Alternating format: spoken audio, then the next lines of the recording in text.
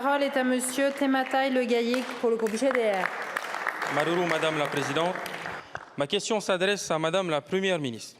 Avec tout le respect que je vous dois, Madame la Première ministre, vous êtes-vous déjà douché avec de l'eau saumâtre? Le silence est d'or. L'eau saumâtre est une eau salée dégageant une odeur nauséabonde. C'est le quotidien des habitants de l'archipel des Tuamotu et particulièrement des élèves de l'internat du collège de Rangiroa, faute d'osmoseur.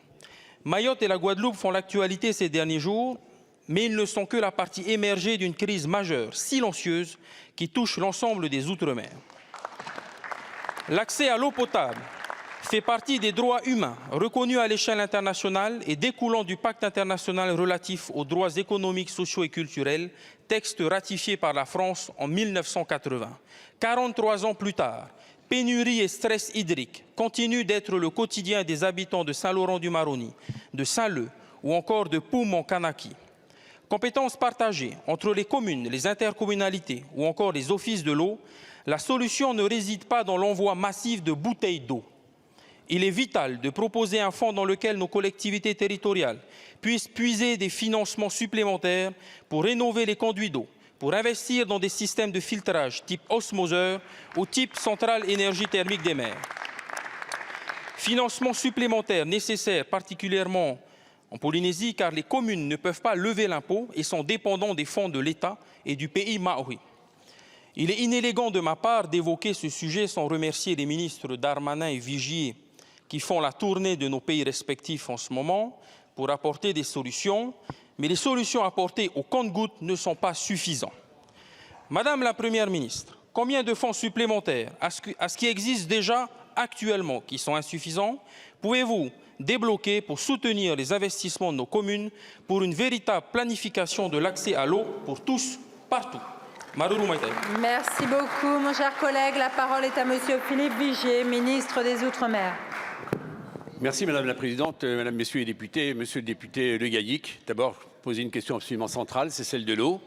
Et vous avez raison de le dire, on parle beaucoup de Mayotte, on parle beaucoup de la Guadeloupe, mais l'ensemble des territoires ultramarins et puis largement l'Hexagone est concerné.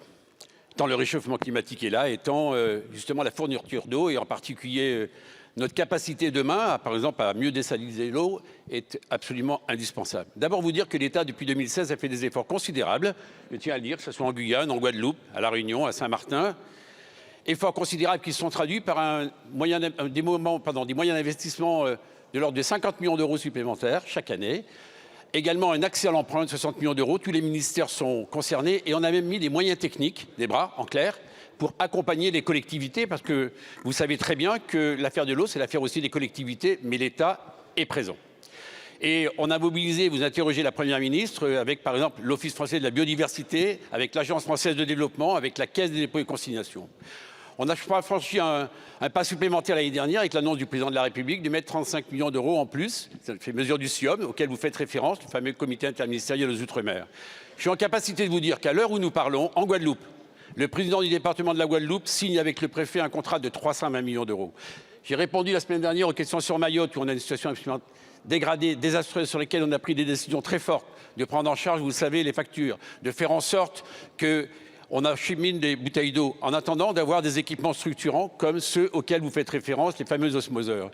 Ce que nous faisons en Guadeloupe, ce que nous faisons à Mayotte, nous le ferons également chez vous parce que nous ne laisserons pas tomber les Français, qu'ils soient ultramarins ou qu'ils soient naturellement des hexagonaux. Comptez sur mon engagement total et celui de tout le gouvernement, de tous les ministères concernés pour trouver avec vous les bonnes solutions. Merci. Merci beaucoup, Monsieur le Ministre.